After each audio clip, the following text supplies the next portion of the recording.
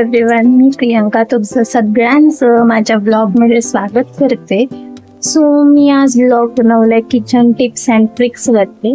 यामध्ये काही वस्तू आहेत ज्या की तुम्हाला युजफुल पडतील किचन क्लीन करायला, प्लस काही ट्रिक्स आहेत ज्या की तुम्हाला किचन साफ करायलाच यूज होतील आणि प्लस तुमचा टाइम कन्झ्युम होईल आणि मनी सुद्धा. सो तुमच्या बजेटमध्ये सगळ्या गोष्टी कशा बसतील हेही, कारण आपण रोजच किचनमध्ये काम करतो, वेगवेगळ्या वस्तू हाताळतो, स्वच्छ ठेवायचा प्रयत्न करतो आणि त्यामध्ये खूप वेळ जाते. सो मी काही टिप्स अँड ट्रिक्स आणल्यात. सो तुम्हाला व्हिडिओ जर नक्की आवडला तर नक्की सबस्क्राईब करा चॅनलला. आणि त्यामधले म्हणजे 10 ट्रिक्स आणि टिप्स आहेत. सो त्यामधले कोणती तुम्हाला टिप आवडली असेल तर प्लीज मला कमेंट सेक्शनमध्ये नक्की सांगा तुम्हाला काय आवडलं ब्लॉगमधलं, जेणेकरून मला त्यामध्ये इम्प्रूव्हमेंट आणता येईल आणि अजून काही मला प्रोत्साहन मिळेल हे सगळं करायला. सो मला नक्की सांगा. व्हिडिओ आवडला असेल तर लाईक करा, शेअर करा आणि कमेंट करायला विसरू नका. So thank you. सो स्टार्ट करूयात आपण आपल्या पहिल्या ट्रिकला.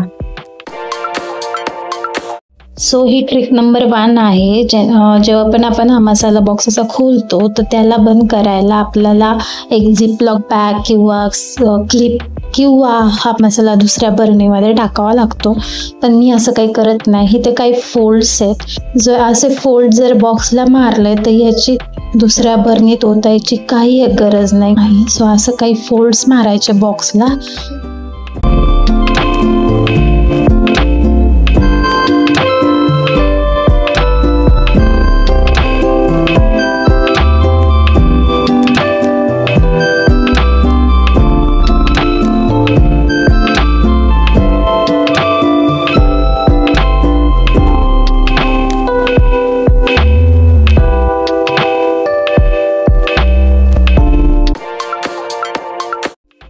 सो सेकंड टिप ही आहे. युजली आपण सिंक जे आहे ते आपलं नॉर्मल डिशवॉश किंवा विम बार वगैरे अशानेच यूज करतो. पण आठवड्यातून एकदा तुम्ही पितांबरी जर यूज केली ना तुम्हाला एकदम छान रिझल्ट मिळेल. इवन तुमचे ॲसिडचे जर डाग असतील ह्याच्यावरती सिंकवरती ते तर एकदम 2-3 वॉशमध्येच निघून जातात. हा माझा अनुभव आहे. सो तुम्ही माझं बिफोर सिंक बघितलं होतं आणि हे धुतल्यानंतर तुम्ही सिंक बघाल, खूप छानच निघतं. तुम्ही नक्की हा ट्राय करू शकता.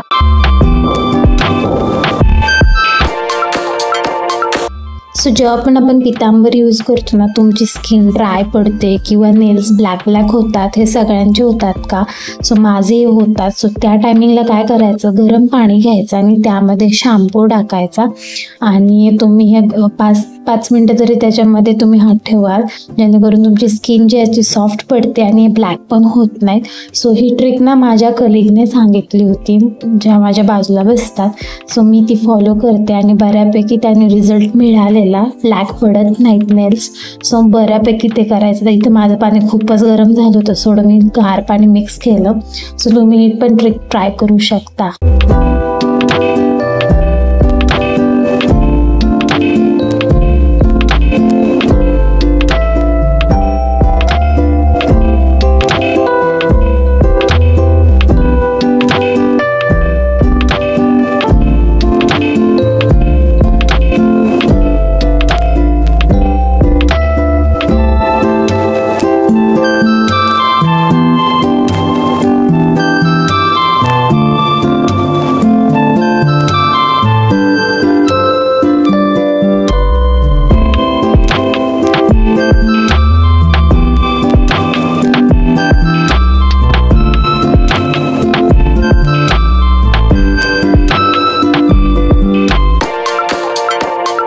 ही 4 टिप आहे. जो सिल्वरचे तुमच्याकडे भांडी असतील किंवा देवाच्या मूर्त्या असतील तर त्या काही आपण पितांबरीने घासत नाही किंवा विंबारने घासत नाही.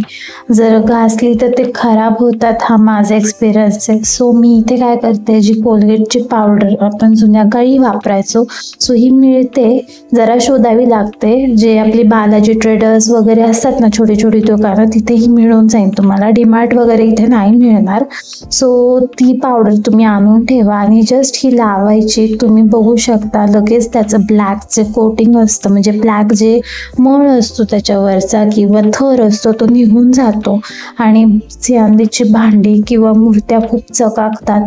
तुम्ही ही ट्रिक तर मस्ट फॉलो करू शकता, म्हणजे खूप लवकर निघतात. पितांबरीचीच जागा ही चालवतं सिल्वरच्या भांड्यांसाठी.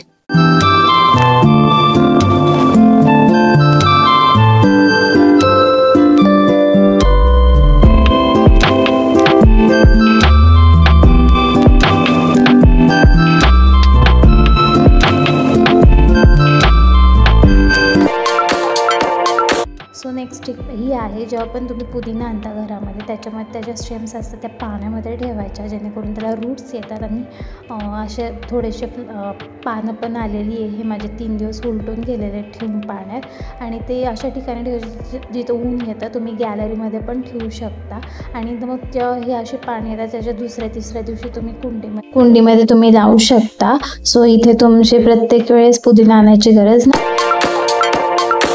सो नेक्स्ट ट्रिक अशी आहे, सो खूप सारा कांदा जेव्हा आपण कापते किंवा थोडा थोडा कापते तो मी साठवून ठेवते. याची टरफलं किंवा लिंबू किंवा लसूणचं पण असतं ना, आपण वरचं कोट काढतो ते पण. सो मी काय करते, एका डब्यामध्ये पाणी टाकून त्याच्यामध्ये भिजत ठेवते. त्याला 3 ते 4 दिवस असंच मुरत ठेवते. हा स्मेल नक्कीच येतो, पण गॅलरीत ठेवायचं जिथं तुम्हाला स्मेल जास्त येणार नाही.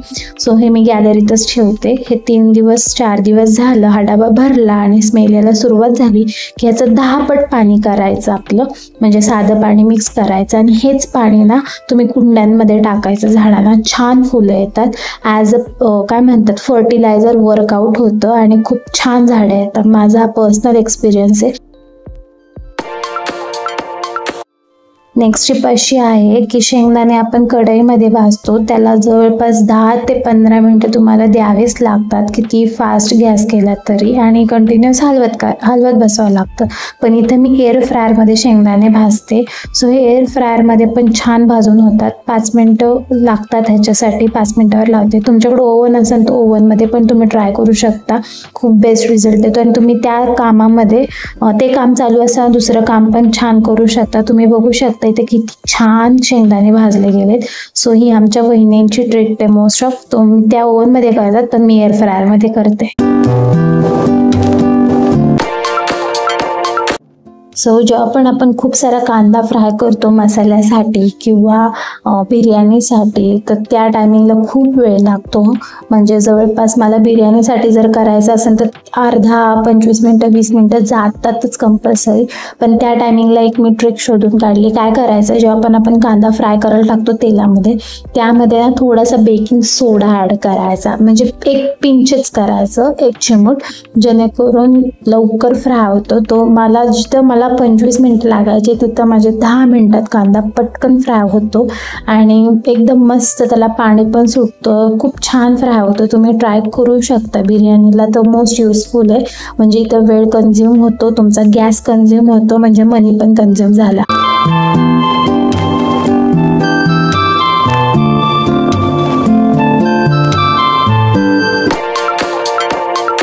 आता बिर्याणीला त्याच टायमिंगला खूप सारा टोमॅटो सुद्धा लागतो. तो पटकन गळत नाही, त्यालाही फ्राय करायला खूप वेळ लागतो. तो त्या टायमिंगला तुम्ही मीठ ॲड करा, पटकन टोमॅटो गळायला सुरुवात होईल, टाईम कन्झ्युम होईल, गॅस पण.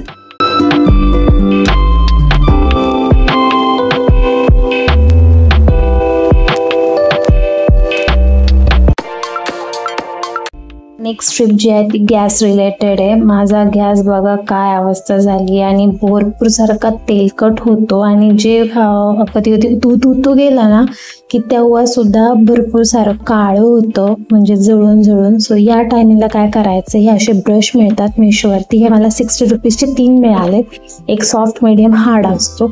सो त्याने ना इतकं फास्ट जे काळं तेलकट जे काही कोपऱ्यांमधले जे तारेच्या घासने पण निघत नाही, खूप फास्ट निघतं यामध्ये. सो तुम्ही खूप हायली रिकमेंड करेल मी.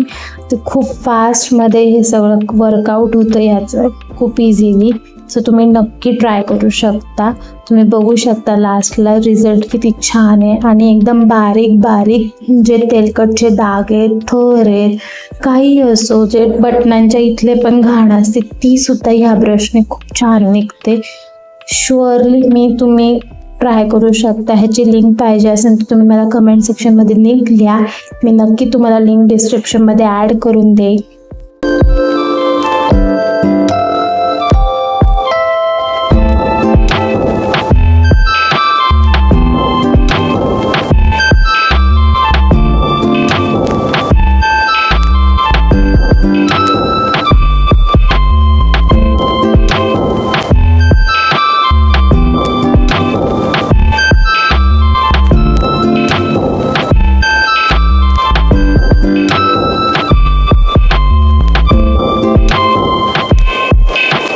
तर मग तुम्हाला व्हिडिओ आवडला असेल तर नक्की लाईक करा, शेअर करा आणि सबस्क्राईब करायला विसरू नका.